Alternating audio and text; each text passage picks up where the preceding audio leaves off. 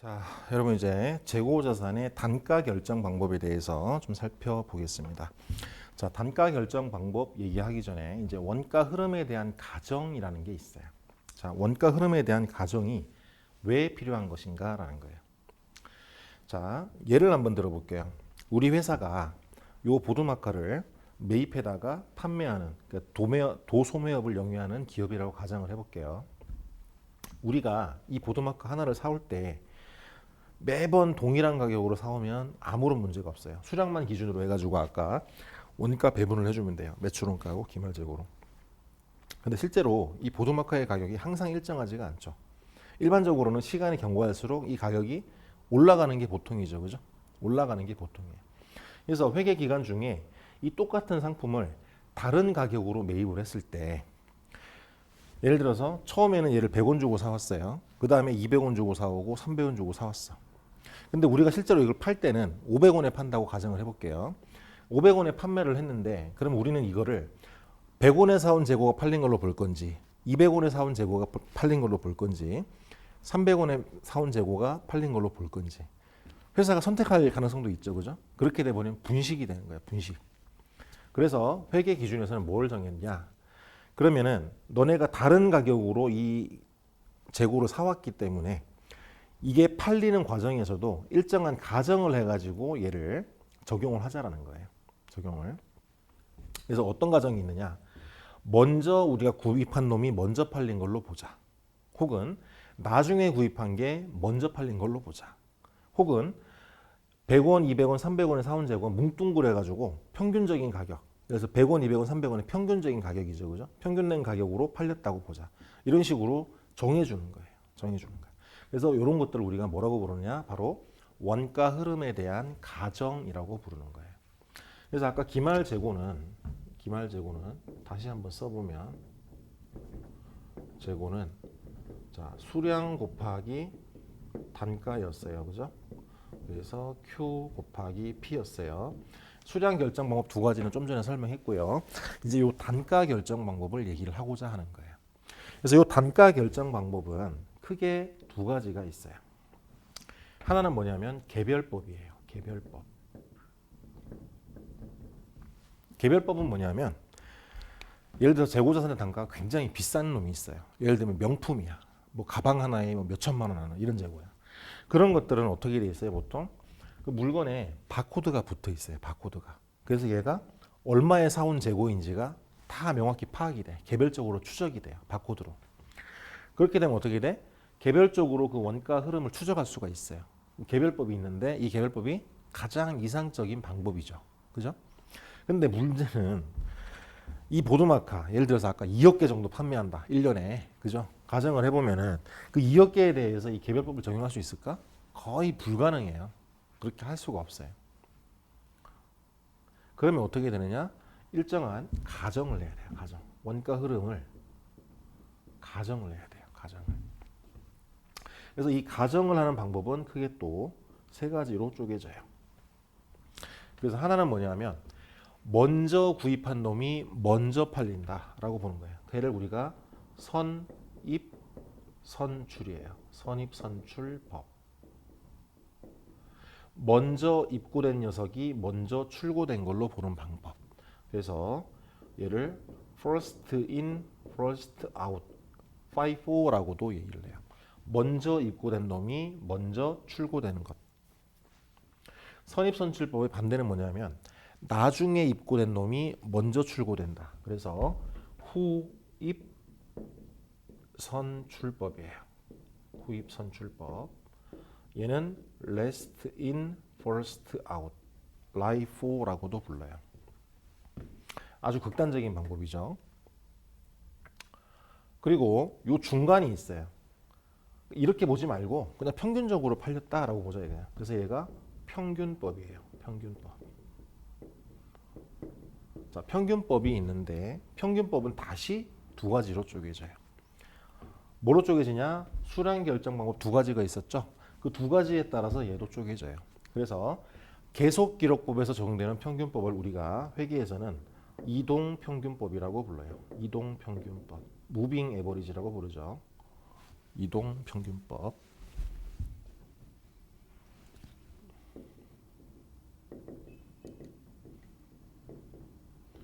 그리고 실지재고조사법에 적용되는 평균법을 우리가 뭐라고 부르느냐? 총평균법이라고 불러요. 그래서 뭐 개별법은 여러분들 뭐 크게 재무회계에서는 공부할 거리가 없고요.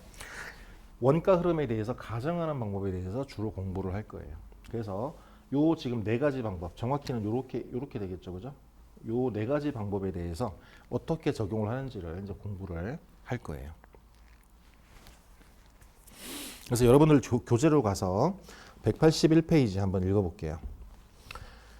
그 중간에 재고자산의 단가 결정 방법이 있고 1번에 원가 흐름의 가정이라는 게 있죠, 그죠? 한번 읽어보면 회계 기간 동안 재고자산의 단위당 취득 원가의 변동이 없다면 매출 수량과 기말 재고 수량을 안분해서 단가만 곱하면 간단하게 해결될 문제예요. 하지만 동일한 재고라 하더라도 그 취득 단가는 변동하는 것이 일반적이다. 왜냐하면 물가가 변동하기 때문에. 그죠? 이 경우 판매분과 재고분에 대해서 각각의 개별 취득 단가를 파악해서 이들 금액을 결정하는 개별법이 원래는 가장 이상적인 방법이에요. 근데 개별법은 어때요? 현실적으로 적용하기가 어려워요. 보두마카 2억 개. 현실적으로 적용이 힘든 거지. 따라서 보다 효율적인 원가 배분을 위해서 실제 물량 흐름과 관계없이 일정한 가정을 통해서 원가를 배분하는 절차를 우리가 뭐라고 부른다? 원가 흐름의 가정이라고 부른다라는 거예요. 그래서 원가 흐름의 가정이 중요한 이유는 가정한 원가 흐름에 따라 어떻게 돼요? 단기 순이익이 달라져요. 단기 순이익도 달라지고 재고 자산의 금액도 달라지게 되기 때문에 중요하다라는 거죠. 그래서 이번에 보면 이제 단가 결정 방법이 나오는데 거기에 개별법, 선입선출법, 평균법, 후입선출법이 있다라고 돼 있어요. 근데 개별법은 설명할 게 없다 그랬죠. 설명할 게 없고 실제 물량 흐름하고 원가 흐름에 대한 가정이 정확히 일치하는 방법이에요. 개별법. 두 번째 이제 선입선출법이에요. 그 중간에 나오죠. 선입선출법 5는 물량의 실제 흐름과 관계없이 먼저 구입한 재고자산이, 그러니까 먼저 입고된 재고자산이 먼저 판매된 것으로 가정하여 매입 원가를 매출 원가와 기말 재고로 구분하는 방법이다라고 돼 있어요. 따라서 매출 원가는 가장 오래전에 구입한 상품의 원가로 구성되고 기말 재고자산은 가장 최근에 구입한 상품의 원가로 구성된다는 거예요. 왜냐하면은 먼저 입고된 게 먼저 출고되니까 기말에 남는 재고는 뭐다? 가장 최근에 구입한 재고다. 반대로 매출 원가는 뭐다? 가장 오래전에 구입한 재고가 팔린 걸로 본다라는 거죠. 그래서 계속 읽어보면은 선입선출법은 실물 흐름과 대체로 일치되는 경향이 있고 적용이 쉽다는 장점이 있어요. 그러나 물가가 계속 상승할 경우에 기말 재고 자산이 최근 가격으로 평가돼서 시가나 공정가치에 근접한다는 점에서 타당성이 인정되지만 매출 원가는 낮은 원가로 평가되고 매출액은 현행 판매 원가로 보고되므로 결국 매출 총이익과 단기 순이익이 어떻게 된다? 과대평가된다. 말이 어렵죠, 그죠? 말이 어렵기 때문에 얘를 어떻게 하느냐? 예제를 가지고 설명을 한번 해볼게요. 그래서 예제를 어디를 보느냐? 여러분들 교재 183페이지를 한번 볼게요. 183페이지. 이런 것들은 실제 숫자를 넣어가지고 보면 이해하기가 쉬워요. 근데 이게 글로 써져 있는 걸 보면 이해하기가 매우 어렵죠. 근데 사실 이게 뭐 대단한 건 아니에요. 예제 가지고 설명을 해보면. 자, 예제 7-2를 한번 볼게요. 183페이지에. 자, 서울의 2001년 중 재고자산 관련된 내용은 다음과 같다. 각 방법에 따라서 실지재고조사법과 계속기록법에 의한 기말 재고액과 매출 원가를 평가하시오. 일단 실지재고조사법을 기준으로 먼저 한번 얘기를 해볼게요. 그래서 날짜별로 자 한번 여기에 일자가 있고요. 그 다음에 여기에는 구분이 있어요. 거래 내역. 거래 내역이 있고 그다음에 수량하고 단가가 있어요. 수량, 여기에 단가. 그래서 1월 1일 기초재고, 기초재고의 수량이 200개, 단가는 개당 100원. 그죠? 그 다음에 4월 6일 날 판매가 일어났죠. 매출이 일어났고 매출이 100개. 일단 실질재고사법이니까 뭐 단가는 기록할 필요 없어요. 얘는 지금 재고 수불부예요. 재고자산 수불부. 7월 12일 7월 12일 날 매입이 일어났는데 몇 개? 800개. 근데 개당 몇 개씩 사왔느냐? 개당 얼마씩 사왔냐? 120원. 개당 120원에 800개를 사왔다. 그리고 11월 23일 날 또다시 매출이 일어났다. 600개. 그죠? 600개. 자, 매출은 편의상 마이너스로 표시할게요. 출고니까. 그죠? 자, 그러면 이제 기말이 됐어요. 기말.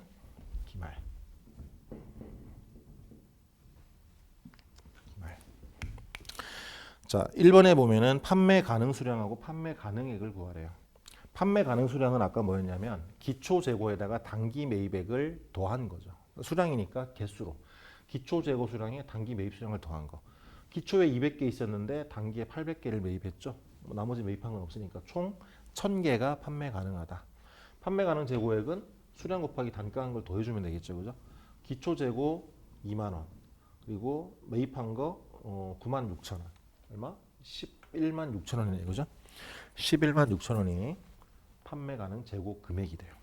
자, 근데 우리의 관심사는 기말 재고 금액하고 매출 원가로 배분된 금액이 얼마냐. 그게 관심이 있는 거예요. 여기에 판매 가능액, 일단 판매 가능액은 아까 2만 원 더하기 요거 9만 6천 원 해서 얘는 11만 6천 원이 판매 가능 재고 금액이다. 이게 써놓고요. 얘는 왜 쓰냐면 매출 원가를 구하기 쉽게 하려고. 자, 첫 번째로 우리 지금 실지재고조사법 먼저 하는 거예요. 실지재고조사법 하에서 선입선출법을 적용을 할 때라는 거죠. 자, 그러면 제일 먼저 뭐를 파악해야 되냐면 순서가 기말 재고의 수량을 먼저 파악을 해야 돼요. 자, 기말 재고 수량은 여기 더하기 빼기 하면 되죠. 그죠? 200에서 100개 빠졌으니까 100개. 100개에 800개 더하니까 900개. 900개에서 600개를 빼니까 몇 개? 300개가 기말 재고 수량이다라는 거죠. 300개가. 그러니까 총 1000개 중에서 700개를 팔아먹어서 300개가 남았다라는 거죠. 그래서 기말 재고의 단가가 얼마냐? 우리 지금 얘를 구하는 거죠. 그죠?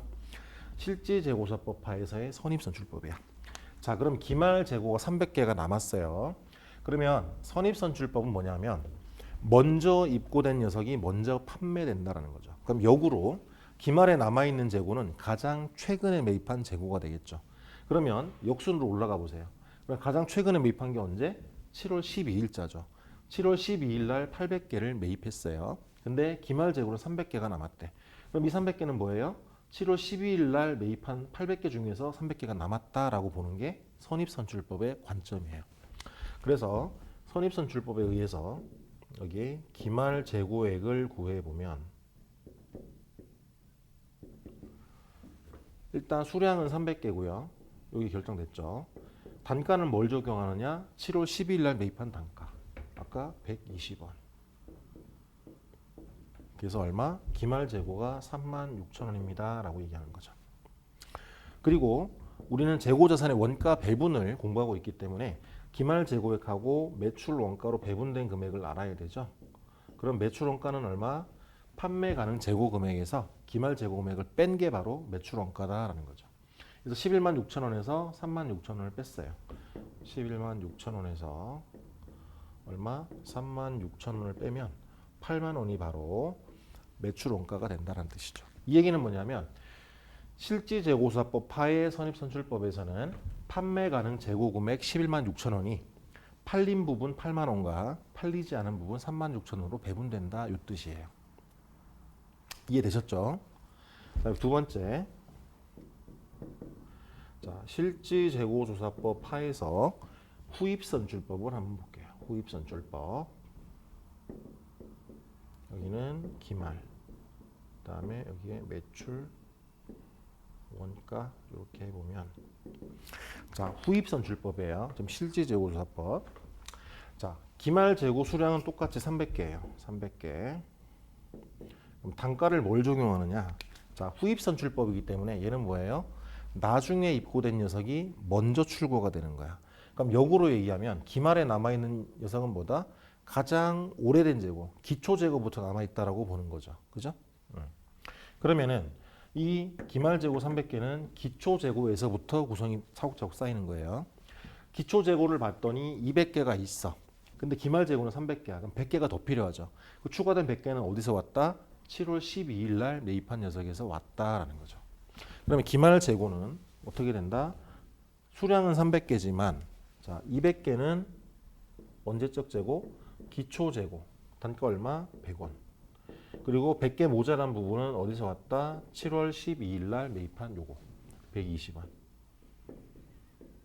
그래서 얘를 계산하면 2만 원, 12,000원, 32,000원이 되겠죠. 그죠? 그러면 매출 원가는 어떻게 구한다? 판매 가능 재고액 11만 6천원에서 기말 재고 금액 3만 2천 원을 빼면 얼마? 8만 4천 원이 바로 매출 원가가 된다. 자, 선입선출법하고 비교해서 숫자가 다르죠? 선입선출법은 기말 재고가 3만 6천 원인데 후입선출법은 지금 3만 2천 원이에요. 매출 원가는 8만 원인데 8만 4천 원 되고 다르다라는 거죠. 그래서 원가 흐름에 대한 가정이 중요하다라는 거예요.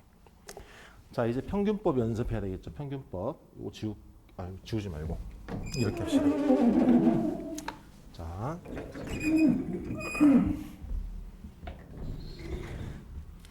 자, 평균법으로 가서 3번에 총평균법. 얘가 실지재고서법하의 평균법이라는 뜻이에요. 총평균법. 그래서 기말 재고액, 그 다음에 매출 원가. 자, 기말 재고의 수량은 300개죠. 그죠? 근데 중요한 거는 요 단가를 구해야 돼. 요 단가. 기말 재고의 단가를 어떻게 구하느냐? 자, 아까 판매 가능 재고 금액이 얼마였죠? 11만 6천 원이었어요. 판매 가능 재고의 수량은 몇 개였죠? 아까 1000개였죠. 기초 200개, 단기 매입 800개, 총 1000개를 판매할 수 있는데 판매 가능 금액은 11만 6천 원이다라는 거죠. 그러면 평균적인 단가는 어떻게 구한다? 판매 가능 재고액을 판매 가능 수량으로 나눈 거죠. 그럼 얘가 얼마가 된다? 116원이 된다는 거죠. 116원. 그래서 기말 재고의 단가를 116원으로 적용을 한다. 얘가 바로 총평균법이에요. 그래서 쟤를 계산을 한번 해보면 34,800원이에요. 매출 원가는 얼마? 판매 가능 재고 11만 6천 원에서 기말 재고 34,800원을 빼면 81,200원이에요. 81,200원. 그죠? 그래서 실지재고서법 하에서의 선입선출법, 후입선출법, 총평균법 얘를 비교를 했어요. 자, 그러면 아까 책에 있던 얘기. 자, 단기 순이익에 미치는 영향을 한번 살펴볼게요. 자, 지금 우리 판매 단가를 보면 기초에 아까 얼마였죠? 구입 단가를 보면 기초에 100원짜리 재고가 단기 매입액은 120원이 됐어요. 판매 가격이 상승하는 경우죠. 그죠? 그래서 일반적인 그 인플레이션 상황, 물가가 지속적으로 상승하는 상황, 혹은 재고 자산의 매입 단가가 지속적으로 상승하는 경우에 원가 흐름에 대한 가정이 단기 순이익에 대한 미치는 영향이 어떻게 되느냐. 일단 실지재고수사법을 기준으로 정리를 한번 해보면 자, 제일 앞에가 선입선출법, 그다음에 중간에가 총평균법, 그다음에 마지막이 후입선출법이에요. 각 방법별로 기말 재고액을 구하고 각 방법별로 매출 원가를 구해 볼게요. 그러면 이제 판매 가능 재고액이 나오겠죠. 요거 두 개를 더하면 자, 아까 선입선출법에서 기말 재고는 얼마였냐면 바로 36,000원이었죠. 그리고 매출 원가는 8만 원이었어요. 판매 가능 재고액은 똑같이 11만 6천 원. 총평균법은 여기에 기말 재고가 34,800원, 매출 원가가 81,200원 돼서 똑같이 11만 6천 원. 후입선출법에서는 아까 얼마였냐면은 32,000원이었죠. 그죠? 32,000원이 기말 재고. 그다음에 매출원가는 84,000원이죠. 그죠? 그래서 116,000원. 이렇게 됐어요. 자, 그러면 기말 재고 금액을 비교해 보면 물가가 지속적으로 상승하는 상황에서는 선입선출법이 가장 크고 그다음이 총평균법, 그다음이 후입선출법이다라는 거예요. 그죠? 매출원가는 어떻게 될까 그러면 반대로 되겠죠. 그죠? 물가가 지속적으로 상승하는 상황에서는 후입선출법이 더 크고 그다음에 선입선출법이 가장 작다. 그럼 매출원가의 크기, 얘는 비용이죠. 그럼 당기순이익은 어떻게 될까요? 순서가 선입선출법이 가장 크겠죠. 왜냐하면 매출원가가 가장 작으니까 이익이 가장 높게 보고된다. 그래서 이익 크기는 선입선출법, 평균법, 후입선출법 이렇게 되는 거예요. 실제 금액을 대입해 보면 알겠죠, 그죠? 왜 그런 현상이 발생하느냐? 선입선출법은 이 재고 금액이 뭐예요? 이 재고 금액이 가장 최근에 매입한 재고로 구성이 돼 있기 때문에 그런 거예요. 그래서 그 얘기를 유식하게 기말 재고 금액이 현행 원가로 표시가 된다는 현행 원가로. 반면에 후입선출법은 뭐예요? 얘가 옛날 예적 재고예요. 기초 재고. 그 기초 재고도 그 전에로 보면 또 기초 재고가 되겠죠, 그죠? 뭐 아주 극단적으로 얘기하면은 뭐 10년 전에 매입한 재고가 여기에 들어있을 수도 있어요, 그죠? 그렇기 때문에 후입선출법은 얘는 현행 원가가 아니다라는 거죠. 그렇기 때문에 매출원가가 많이 잡히고 이익을 적게 보고하는 그런 방법이다라는 거죠. 그래서 설명을 했고요. 그 다음에 이제 참고 목적으로 계속기록법을 한번 볼게요. 계속기록법. 자, 계속기록법. 자, 계속기록법은 표를 약간 바꿔야 돼요. 표를 바꿔야 돼. 왜냐하면 계속기록법은 출고가 일어날 때마다 기록을 해야 되기 때문에 그래요.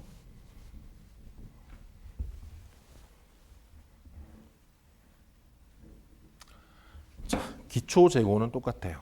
자, 지금은 이제 계속기록법 하에서의 선입선출법을 설명을 하는 거예요. 자, 1월 1일자에 기초 재고가 200개가 있고 단가는 100원이에요. 그래서 금액으로는 여기가 2만 원이 되겠죠. 그리고 나서 지금 4월 6일 날 판매가 됐어요. 매출이 됐는데 몇 개가 판매가 됐느냐? 100개가. 마이너스 100개. 그죠? 그러면 기말 재고는 여기 이렇게 쓸 게 아니라 이걸 이렇게 쓰지 말고 조금 바꿔볼게요. 여기도 수량. 여기는 단가. 너무 좁죠, 그죠? 칸이 너무 좁아요. 조금 늘려볼게요. 다시.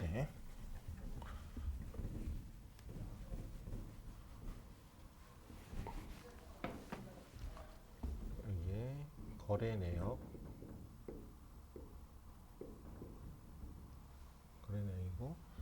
여기에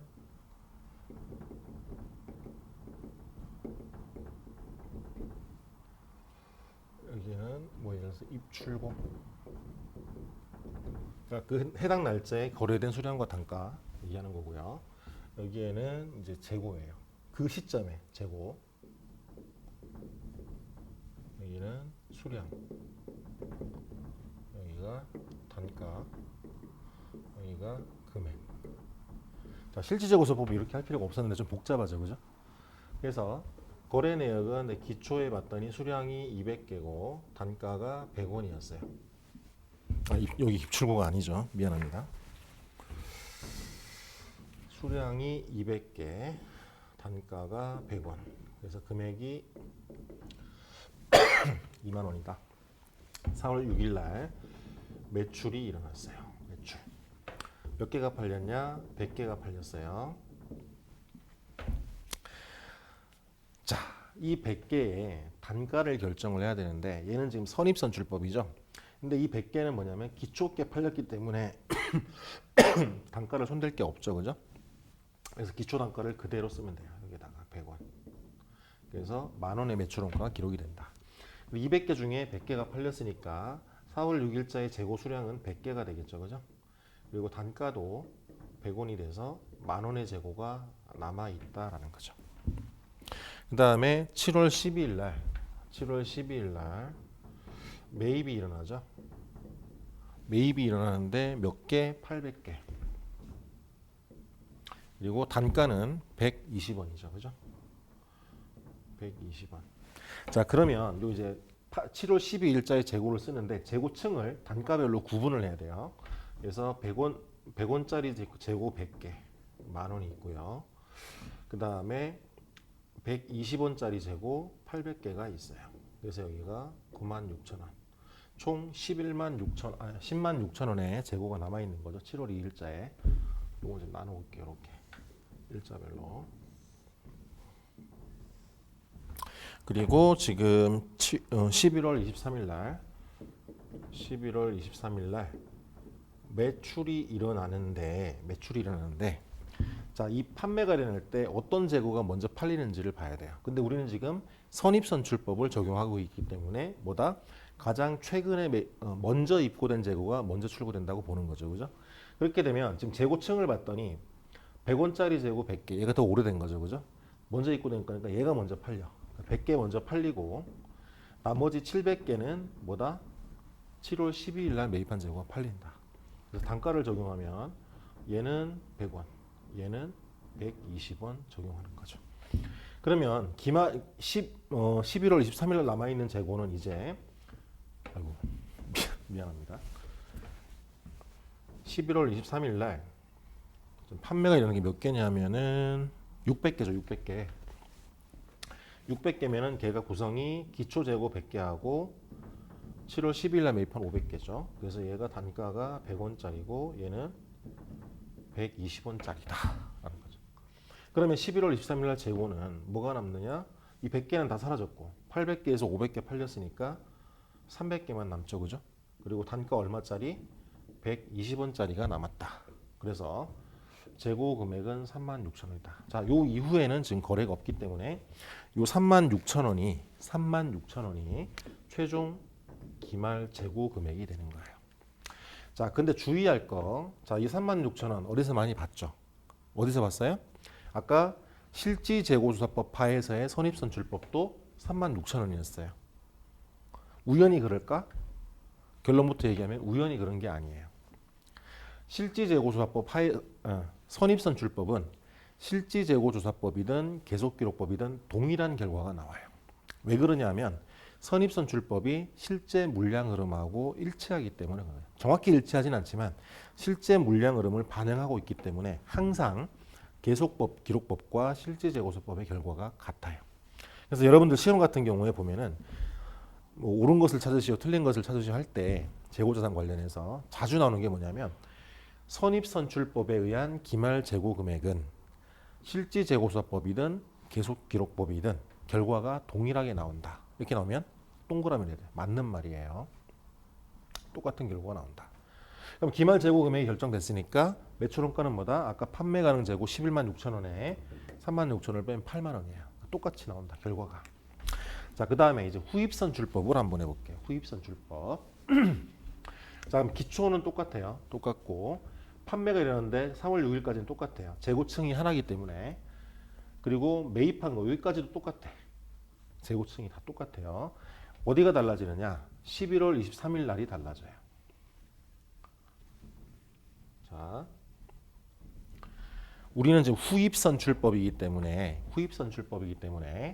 최근에 매입한 재고가 먼저 팔리는 걸로 보죠. 그러면 이때 600개가 팔렸어요. 그 600개는 800개하고 100개 중에서 어떤 게 팔린 거다? 800개가 팔린 거다. 800개 중에 600개가 팔린 거다라고 보는 거죠. 이게 후입선출법이죠. 그리고 단가는 뭘 적용한다? 120원을 적용해야 되겠죠. 그래서 72,000원이 매출원가가 되고요. 요 11월 23일 날은. 그러면 기말에 남아있는 재고는 뭐냐? 기초 재고 100개하고 800개 매입한 거 중에 600개 팔리고 남은 200개. 얘가 기말 재고가 되는 거예요. 요 300개가. 그래서 얘는 단가가 100원. 얘는 단가가 120원이 되는 거죠. 그래서 얘는 10,000원, 얘는 24,000원 해서 합이 34,000원이 뭐가 된다? 기말 재고가 된다라는 거죠. 자, 아까 실지재고수사법 하에서의 후입선출법은 기말 재고 금액이 얼마였냐면 32,000원이었어요. 금액이 조금 차이가 나죠, 그죠? 계속기록법하고 결과가 다르게 나와요. 자, 그 다음에 마지막으로 이제 이동평균법을 써볼게요. 이동평균법. 자, 이동평균법은 어떻게 하느냐? 자, 여기에 기초하고 4월 6일 날 판매가 일어날 때까지는 똑같아요. 재고층이 한 개이기 때문에. 자, 7월 12일 날 800개를 120원에 매입을 했어요. 그러면 7월 12일 날 재고는 어떻게 되느냐? 자, 수량은 지금 100개 있는데 800개를 매입했으니까 수량은 900개가 될 거야. 그죠? 단가는 아직 모르는데 금액은 얼마가 나와야 되냐면 원래 재고 금액 10,000원에다가 지금 96,000원어치 재고를 사왔죠. 금액으로는 106,000원이 남아 있어야 돼요. 그죠? 그러면 이 단가는 역으로 구하는 거예요. 이 재고 금액을 수량으로 나누는 거예요. 그럼 얼마?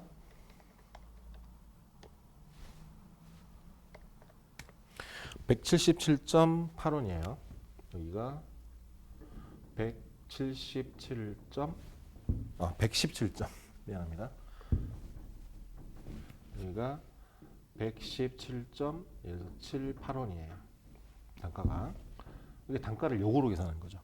그러니까 매번 매입이 일어날 때마다 평균 단가를 수정을 해주는 거예요. 평균 단가를. 그리고 나서 지금 11월 23일 날 또 판매가 일어나죠. 그죠? 이때는 600개를 써주고요. 매출원가를 어느 걸 쓰느냐? 지금 재고층이 이제 하나로 만들어졌으니까 요 단가를 그대로 쓰는 거예요. 이게 117.78. 그래서 기말 재고는 300개가 남는데 얘의 단가도 역시 117.78이 된다라는 거죠.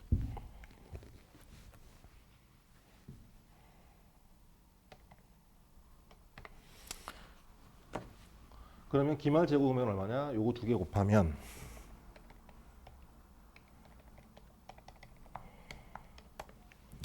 그러니까 35,333원이죠. 그죠?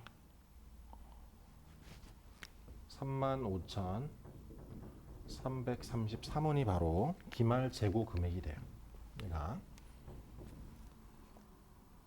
그래서 계속기록법도 저 세 가지 방법을 비교를 해요. 선입선출법, 이동평균법, 후입선출법 비교를 하면 아까 봤듯이 기말 재고하고 매출원가의 부등호가 똑같은 형태로 나와요. 그러면 이제 마지막으로 이동평균법하고 총평균법을 비교를 해야 되는데, 자, 이동평균법에서는 지금 35,333원이 기말 재고예요. 근데 지금 실지재고수사법에서는 아까 얼마였냐면 34,800원이 기말 재고 금액이다라는 거죠. 이동평균법이 금액이 조금 더 높죠, 그죠? 자, 기말 재고 금액이 높다라는 거는 매출원가가 더 낮다는 거고, 그 얘기는 뭐냐면 당기순이익이 더 올라간다는 얘기죠, 그죠? 그 이동평균법이 당기순이익에 미치는 효과가 더 크다라는 거예요. 플러스 효과가. 그러면은 우리 네 가지 방법을 적용을 해보면, 자, 선입선출법, 비교를 해보면 선입선출법, 그 다음에 이동평균법, 그 다음에 총평균법, 그 다음에 후입선출법. 그래서 기말 재고, 그 다음에 매출 원가, 그 다음에 당기순이익. 크기를 비교를 해보면 기말 재고는 선입선출법, 이동평균법, 총평균법, 후입선출법 요 순서가 돼요. 매출원가는 반대가 되겠죠. 후입선출법이 가장 크고 선입선출법이 가장 작아요. 그리고 이동평균하고 총평균의 관계는 이렇게 된다. 그 다음에 당기순이익은 어떻게 된다? 기말 재고의 크기하고 방향이 일치한다라는 거죠. 그래서 얘를 잘 기억하고 있어야 돼요. 이해를 하고 암기를 해야 돼요.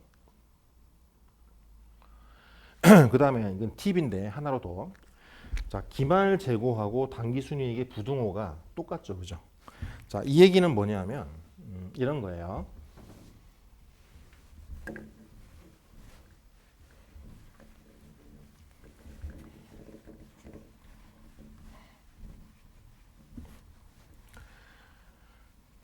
기말 재고액이 증가하면 우리 공식에서 매출 원가는 줄어들고 매출 원가가 줄어들기 때문에 비용이 줄어들죠. 그래서 당기순이익은 더 커진다. 이렇게 순차적으로 생각을 해도 되지만 직관적으로 생각할 때는 재무상태표를 생각하면 돼요. 재무상태표. 자, 재고자산. 상품은 재고자산이기 때문에 차변이죠. 그죠? 그럼 자산이 증가를 하게 되면 우리는 대차평균의 원리에 의해서 재무상태표의 대변도 뭔가 증가를 해야 돼. 근데 자산이 증가하면서 부채가 증가하지는 않잖아요. 지금 재고자산 같은 경우에. 그러면 어디가 증가해야 되느냐? 자본이 증가를 해야 되고 자본 중에서도 특히 뭐가 증가해야 되느냐? 이익잉여금이 증가를 해야 된다. 그래서 여기에 이익잉여금이 증가한다. 자, 이익잉여금이 증가한다는 의미는 뭐냐면 즉 당기순이익이 증가한다라는 의미예요. 그래서 얘를 직관적으로 이해를 해야 돼. 아, 자산이 커지면 이익이 증가하는 거구나. 그렇죠. 그렇게 이해를 해주면 되겠어요. 그래서 어디까지 설명을 했냐면 185페이지의 그 상단에 원가 흐름의 가정과 경제적 효과 거기까지 설명을 했어요. 그래서 이제 제가 설명을 했으니까 여러분들 한번 읽어보시면 이해가 될 거예요. 그 다음에 나오는 게 이제 특수한 원가 배분 방법이 있어요. 특수한 원가 방법. 아, 참. 그리고 하나 얘기 안 했는데 우리 지금 공부한 것 중에 후입선출법이 있어요. 후입선출법. 자, 이 후입선출법은 이론적으로는 적용을 하는데 우리 회계 기준에서는 허용이 안 돼요. 회계 기준에서는 후입선출법을 인정하지 않아요. 왜냐하면 실제 물량 흐름하고 반대이기 때문에. 나중에 입고된 놈이 먼저 출고된다. 이건 좀 물량 흐름하고 반대라고 하잖아요, 그죠? 그리고 후입선출법은 물론 이제 그 세법에서 인정도 안 되지만 세법에서 얘를 인정을 해버리면은 후입선출법은 이익을 줄이기 때문에 법인세를 절감시키는 효과도 있어요. 근데 후입선출법은 여러 가지 문제점들이 많이 있어. 근데 그런 이론적인 얘기는 중급회계나 재무회계 가서 공부를 할 거고 하여튼 여기서 알아야 될 거는 후입선출법은 우리나라 기업회계 기준에서 인정되지 않는다. 반드시 기억하세요. 나머지 방법은 인정이 돼. 그리고 지금 공부하는 특수한 원가 배분 방법이 두 가지가 있는데 그 중에서 소매제고법은 제한적으로 인정이 돼요. 근데 매출 총이익률법은 회계 기준에서는 인정이 안 돼요. 그걸 정확히 알고 있어야 돼. 자, 특수한 원가 배분 방법으로 이제 소매제고법하고 매출 총이익률법을 공부를 할 거예요. 그래서 지금 소매제고법하고 매출 총이익률법은 상세한 거는 중급회계나 재무회계 가서 공부를 할 거고 여기에서는 아, 소매제고법은 이렇게 적용을 하는 거구나. 매출 총이익률법은 이렇게 적용하는 거구나. 이런 것들만 간단히 이해를 하면 되겠어요. 자, 소매제고법은 뭐냐 하면 쉽게 얘기하면 백화점을 생각해 보면 되겠어요. 백화점은 판매하는 품목이 매우 다양하죠. 그죠? 그래서 그 다양한 품목별로 원가율도 상당히 상이해요. 그래서 이런 경우에는 그 재고자산에 대한 원가 흐름에 대한 가정을 적용하기가 굉장히 까다로워요. 까다롭기 때문에 소매제고법이라는 걸 이용해가지고 원가율이 비슷한 항목들을 그냥 묶어요. 그룹핑해. 그래서 뭐 A그룹, 원가율이 뭐 60%인 애들 A그룹, 원가율이 80%인 애들 B그룹 뭐 이런 식으로 해가지고 재고자산 금액을 추정을 하는 거예요. 추정. 뒤에 있는 매출 총이익률법도 추정이긴 하고 소매제고법도 추정이에요. 추정.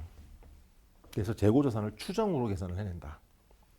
아까 원가 흐름에 대한 가정은 적어도 추정은 하지 않았죠. 실제 데이터를 가지고 하는 거지만 지금 공부하는 소매제고법과 매출 총이익률법은 추정 방식에 의해서 재고자산을 뽑아내는 방법이다라는 거죠. 자, 그러면 이제 본격적으로 소매제고법은 뭐냐면 뭐 이런 거예요. 간단히 보면 자, 우리 재고자산의 T계정을 한번 그려볼게요. 우리는 이제 상품 매매업을 전제로 하니까 상품 계정을 써놓고요. 자, 상품 계정에는 기초 잔액이 왼쪽에 기록이 되고요. 여기다 쓰면 안 되겠다.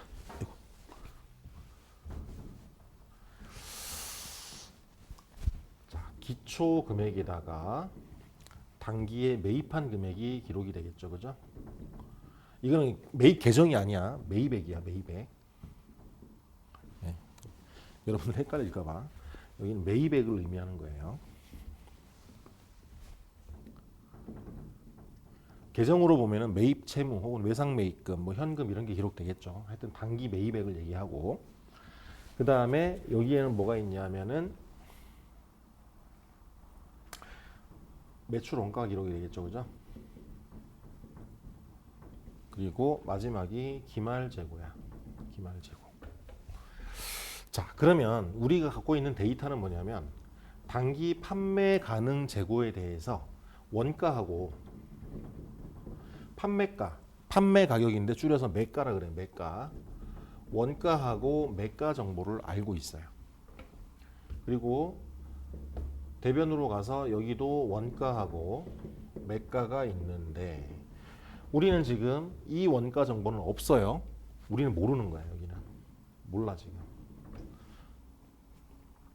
다만 얘는 알겠죠.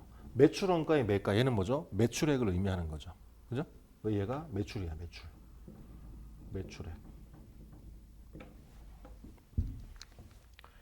그러면 자, 기초 재고의 매가도 알고 원가도 알아요.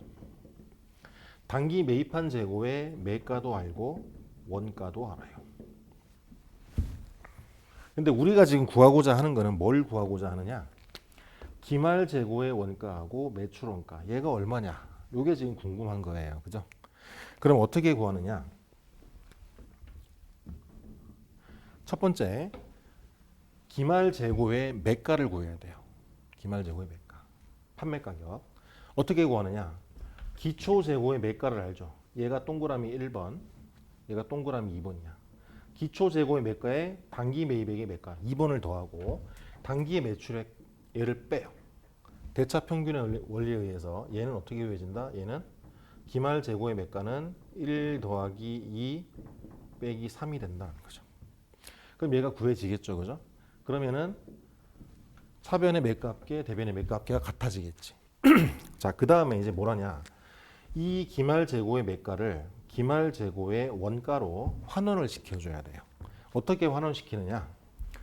기말 재고 매가에다가 뭘 곱하느냐? 바로 원가율을 곱한다라는 거죠. 원가율. 그러면 이 원가율은 어디서 오느냐? 여기서 오는 거죠. 여기서. 그래서 기초 재고의 원가율이 있고 단기 매입액의 원가율이 있어요.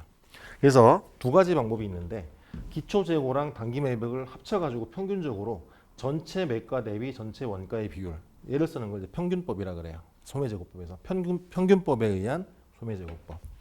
그리고 기초 재고는 무시하고 단기 매입액의 원가율만을 적용하는 것을 우리가 선입선출법이라고 얘기를 해요. 그건 너무 복잡한 얘기고.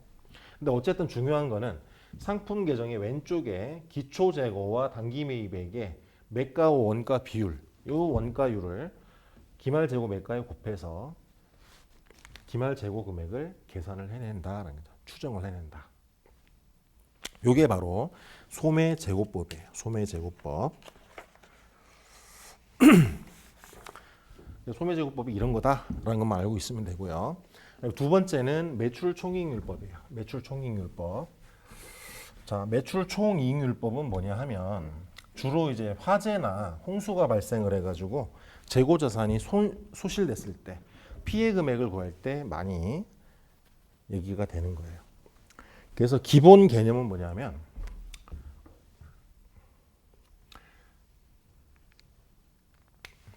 자, 순서가 거기 한번 읽어볼게요. 186페이지 한번 보면은 매출총이익률법은 과거의 매출총이익률을 이용해서 단기의 매출액에 대한 매출원가를 추정하고 추정 매출원가를 기초로 해서 기말 재고를 역산하는 방법이다라는 거죠.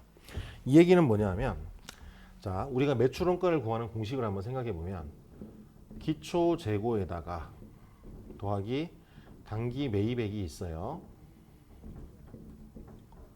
여기에서 기말 재고를 빼가지고 얘가 뭐가 된다? 매출 원가가 된다라는 거죠. 자, 근데 우리가 화재가 발생을 했어요. 그러면 얘도 알고 얘도 알아. 우리 회계장부에 다 기록이 있어. 근데 얘는 지금 몰라. 얘가 우리가 지금 알고자 하는 금액이에요. 알고자 하는 금액. 그러면 얘를 우변으로 이항하고 얘를 좌변으로 이항을 해. 그럼 어떻게 돼? 기초 재고 그럼 줄여서 쓸게요. 단기 매입 빼기 매출 원가 한 개 뭐가 된다? 바로 우리가 구하고자 하는 기말 재고 금액이 된다라는 거죠. 근데 중요한 거는 이 빼주는 원가 얘를 어떻게 구할 거냐라는 거죠. 얘를 어떻게 구하냐면 우리의 매출액에다가 매출액에서 뭐를 뺀다? 매출 총이익을 빼서 구한다라는 거예요. 근데 이 매출 총이익은 어떻게 구해요? 매출액 곱하기 이익률이죠. 이익률. 이런 거죠. 예를 들면 매출액이 예를 들어서 1,000원이야. 그리고 매출 원가가 예를 들어서 900원이야. 그러면 매출 총이익은 매출액에서 매출 원가를 뺀 거죠. 그죠? 100원. 매출 총이익률은 매출액분의 매출 총이익이에요. 1000분의 10이라는 거지. 1000분의 100이라는 거지. 그렇기 때문에 매출 원가는 어떻게 구할 수도 있다? 매출 원가는 이렇게 구한다는 거죠. 얘를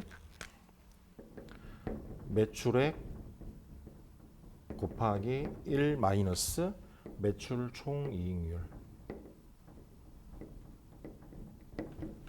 이렇게 해서 매출 원가를 구해낸 다음에 기말 재고 금액을 추정을 해내는 거예요. 그래서 우리가 소실된 금액, 우리의 손해 금액이 이 금액이다라고 추정을 해내는 거죠. 이게 바로 매출 총이익률법이에요. 그래서 나머지 내용은 여러분들이 한번 읽어보세요.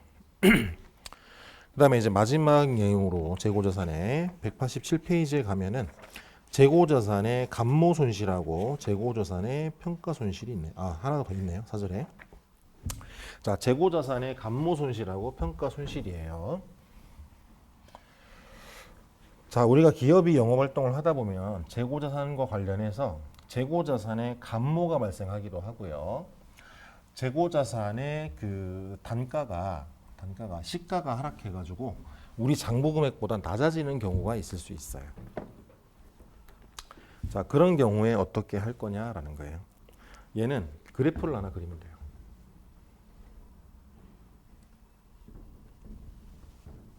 책에는 없으니까 여러분들 메모를 하시고요. 책에 있는 그림이 이 그림이랑 마찬가지예요.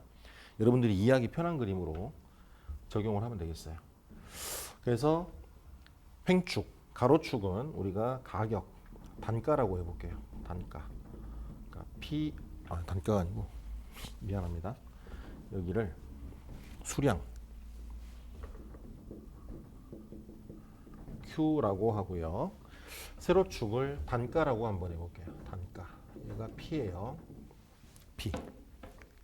자, 우리가 아까 계속기록법과 실질재고서법을 적용해서 수량을 파악했고 원가 흐름에 대한 가정을 적용해가지고 둘을 곱해서 기말재고를 뽑아냈죠. 기말재고하고 매출원가를 뽑아냈어.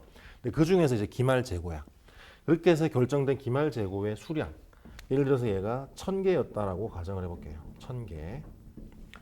그리고 원가 흐름에 대한 가정을 적용해서 뽑아낸 단가가 100원이라고 가정을 해볼게요. 단가가 100원이다. 그러면 우리의 기말재고의 장부 금액은 얼마냐면 1000개 곱하기 100원에서 얼마? 10만 원이 되는 거죠. 그 10만 원은 뭐랑 똑같으냐면 요 사각형의 넓이하고 똑같죠. 요 사각형의 넓이가 바로 10만 원이에요. 그죠?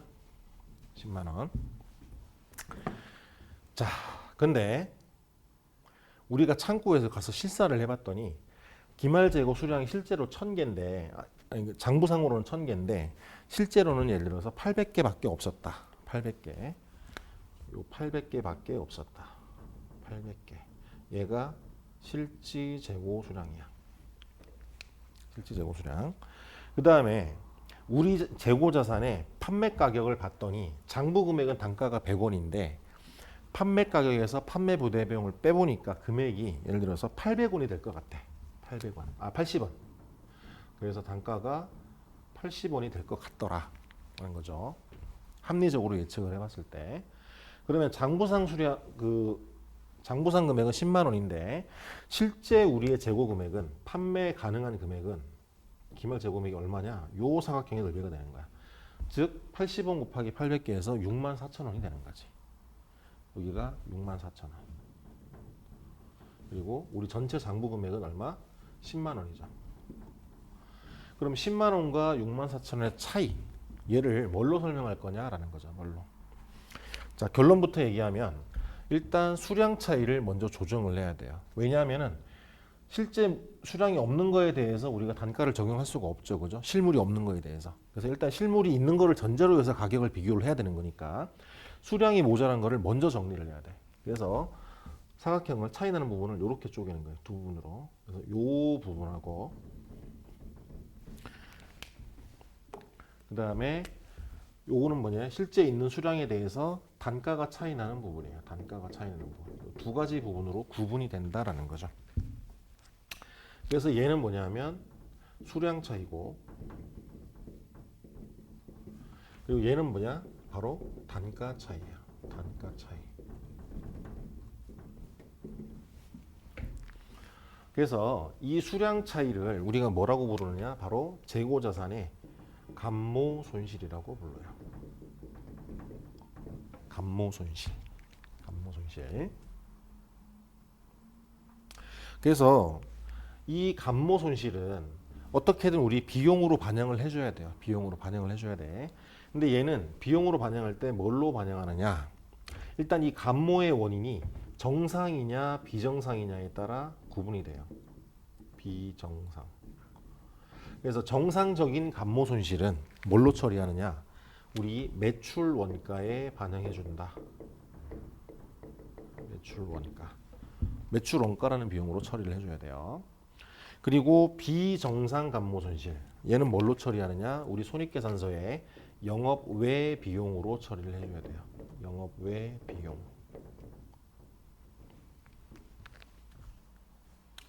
그 다음에 단가 차이를 얘기를 할 때 아까 80원을 얘기했어요. 80원. 이 80원을 얘는 뭐냐 하면 예상 판매 가격에서 뭐를 빼냐면 예상 판매 부대 비용을 빼는 거예요. 즉 지금 즉시 이 재고를 처분을 했을 때 우리가 받을 수 있는 현금액이 얼마냐, 그 금액을 얘기하는 거예요. 그래서 회계에서는 얘를 부르는 용어가 있어요. 용어가. 얘를 뭐라고 부르느냐? 바로 순실현 가치라고 불러요. 순실현 가치. 영어로는 Net Realizable Value, NRV라고 불러요. 그래서 장부상 단가하고 순실현 가치를 비교해서 실제로 우리 장부상 금액은 100원인데 우리가 이걸 팔아먹으면 80원밖에 못 받아. 그럼 장부에다가 우리가 실제로 팔아먹을 수 있는 금액보다 높은 금액으로 계산하면 안 되죠. 그렇게 되면 분식이죠. 그죠? 그러니까 어떻게 돼? 우리가 판매해서 벌어들일 수 있는 현금으로 금액을 보고를 해야 되는 거죠. 즉 100원의 단가를 80원의 단가로 낮춰주는 그런 작업을 해야 돼요. 그래서 이 낮춰주는 작업을 우리가 회계에서는 뭐라고 부르냐? 저가법이라고 불러요. 저가법. 장부 금액과 순실현 가치 중에 낮은 금액으로 적용하는 방법. 걔를 바로 저가법이라고 부른다. 그래서 실제 수량에다가 장부상 단가와 실제 순실현 가치의 차이, 얘를 뭐라고 부르느냐? 이 단가 차이를 우리가 회계에서는 재고 자산의 평가 손실이라고 불러요. 평가 손실. 평가 손실이라고 부르고요. 이 평가 손실은 전액 다 뭘로 처리한다? 매출 원가로 처리한다라는 거예요. 매출 원가. 매출 원가로 처리를 한다. 그래서 조금 더 세부적인 회계 처리는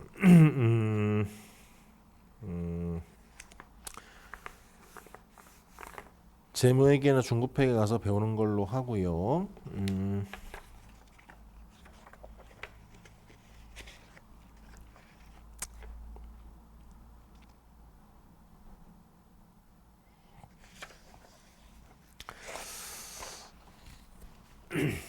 자, 회계 처리는 교재로 가서 한번 볼게요. 교재로 가서. 그래서 이제 기본적인 설명은 다 했고요. 여러분들 교재 이제 188페이지에 가보면 그 상단에 표 7-5가 있어요. 거기 보면은 정상 감모 손실 돼 있어요. 아까 정상 감모 손실은 매출 원가에 반영한다고 얘기했었죠. 그죠? 그래서 회계 처리를 어떻게 하느냐? 거기 보면 차변의 매출원가, 대변의 재고자산, 아니면 뭐 상품이라고 써도 상관없어요. 이렇게 되고 비정상 감모 손실은 거기 기타 비용이라고 돼 있는데 그 기타 비용이 영업 외 비용이에요. 그래서 회계 처리는 어떻게 되냐? 차변의 재고자산 감모 손실, 그죠? 이게 바로 영업의 비용의 계정 과목이에요. 이렇게 처리를 한다라는 거죠. 그다음에 하단에 보면은 188페이지에 재고자산 평가 손실이 있고요. 189페이지에 가면은 저가법의 적용 방법이 쭉 있는데 제일 마지막 줄, 189쪽의 제일 마지막 줄 저가법의 회계 처리를 보면은 차변의 재고자산 평가 손실, 그다음에 주의할 게 대변에 뭘 기록했다? 재고자산 평가 충당금이라고 기록을 해요. 재고자산 평가 충당금. 이 재고자산 평가 충당금은 뭐냐면 재고자산의 바로 밑에 차감하는 형식으로 표현하는 거예요. 우리 마치 외상매출금 밑에 대손충당금을 붙여놓듯이 똑같은 거예요. 재고자산 바로 밑에 재고자산 평가손실 충당금 이렇게 설정을 하는 거다. 표시를.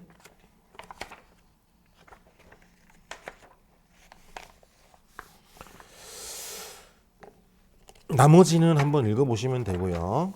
그 다음에 192페이지로 가면은 기말 재고자산의 포함 여부라고 나와 있어요.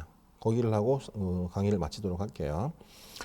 처음에 나오는 게 이제 미착 상품이에요. 미착 상품. 얘는 뭐냐면 우리의 결산이 예를 들어 12월 31일이에요. 근데 우리가 결산일 직전에 뭔가 그 상품을 주문해가지고 상품이 운송 중에 있는 경우에 그 경우에 미착 상품을 누구의 재고자산으로 볼 거냐라는 문제예요. 그래서 여기에는 크게 두 가지가 있어요. 하나는 뭐냐면 선적지 인도 기준이 있고요. 하나는 도착지 인도 기준이야. 자, 근데 지금 물건은 만약에 배로 지금 운송 중인 경우를 한번 생각해 볼게요. 자, 판매자는 지금 물건을 배에 실어 가지고 이미 떠나 보냈어요. 배는 지금 바다 위에 떠 있는 상태야. 우리 구매자의 창고에는 아직 입고가 안 됐고요. 자, 근데 거래 조건이 만약에 선적지 인도 기준이다. 그러면은 어떻게 돼요? 선적지에서 물건이 선적됨과 동시에 소유권이 물건을 사는 사람한테 넘어오는 거죠. 그죠? 그렇게 되면은 얘가 바다 위에 떠 있는 상태면 얘가 누구의 재고일까? 선적지 인도 기준이면 구매자의 재고가 되는 거죠. 만약에 도착지 인도 기준이다. 그럼 물건이 지금 바다 위에 떠 있기 때문에 얘가 목적지에 도착하기 전까지는 누구의 재고예요? 판매자의 재고가 되는 거죠. 그래서 주의를 해야 되고요. 그다음에 두 번째는 위탁 상품이 있어요. 자, 위탁 판매는 뭐냐면 물건을 내가 직접 판매하는 게 아니라 예를 들면 여러분들 요즘에 흔한 홈쇼핑 이런 데다가 판매를 맡기는 거예요. 전문 뭐 업체나 이런 데다가 홍보 효과 이런 것 때문에. 그래서 남한테 물건을 팔아달라고 맡기는 게 뭐다? 위탁 판매다라는 거죠. 그래서 위탁 판매는 누구의 재고로 볼 거냐라는 거예요. 그래서 우리한테 위탁을 받은 그 수탁자가 우리 물건을 보관하고 있어요. 그러면 그 물건은 우리의 재고예요. 왜냐하면 고객한테 아직 팔리지 않았기 때문에 우리가 팔아달라고 그냥 맡겨놓은 것뿐이죠, 그죠? 우리 창고에 없고 그냥 딴 데 외부에 보관돼 있는 타처에 보관돼 있는 재고이기 때문에 우리의 재고라고 봐야 돼요. 그래서 판매자의 재고에 포함이 돼야 되는 거죠. 그 다음에 시송품이라는 게 있는데 얘는 뭐냐면 우리가 시용 판매라는 게 있어요. 시용 판매. 시용 판매가 뭐냐면 자, 요즘에 그 기업들이 마케팅을 할 때 그런 거 많이 하죠. 그죠? 이 물건 한번 써보시고 마음에 들면 구매하세요. 요즘에 자동차도 그렇게 하죠. 그죠? 자동차 갖다 주고 한 3일간 타보고 마음에 들면 사시고 아니면 그냥 반품하세요. 뭐 이런 식으로. 그러니까 고객한테 한번 써보게 하고 판매하는 그런 판매를 시용 판매라고 하고요. 이 시용 판매를 위해서 고객한테 일단 물건을 보내요. 보낼 때 어떻게 처리하냐면 보낼 때 회계 처리를 이렇게 해요. 차변에 시송품, 대변에 뭐 예를 들어 상품 제품, 예를 들면 상품이라고 한번 해볼게요. 대변에 상품. 그래서 이렇게 시송품으로 처리를 해요. 그 다음에 이 시송품은 언제 없어지느냐? 고객이 물건을 가져갔는데 그 물건이 마음에 든대. 그래서 고객이 의사표시를 했어요. 나 이 물건 살래요? 라고 했어. 그럼 고객이 그렇게 사겠다고 의사표시를 하는 순간 이 시송품이 어떻게 된다? 우리의 재고가 아니라 이제 고객한테 넘어가는 거죠. 우리의 재고가 아니니까 우리는 뭐가 돼요? 매출을 인식하면 되는 거죠. 그럼 역으로 얘기해서 고객이 아직 구매 의사표시를 하지 않은 물건은 어떻게 돼? 걔는 우리의 재고인 거죠. 아직 판매자의 재고인 거예요. 그래서 각 항목별로 누구의 기말 재고에 포함되는지를 판단할 줄 알아야 된다라는 거예요. 연습 문제는 다음 시간에 몇 개 풀어보고 다음 진도 나가도록 하는 거고요. 오늘 재고자산까지 공부를 했고 재고자산부터는 좀 내용이 까다롭기 때문에 여러분들이 복습을 좀 철저히 해주셔야 돼요. 자, 수고 많이 하셨고 다음 시간에 봅시다.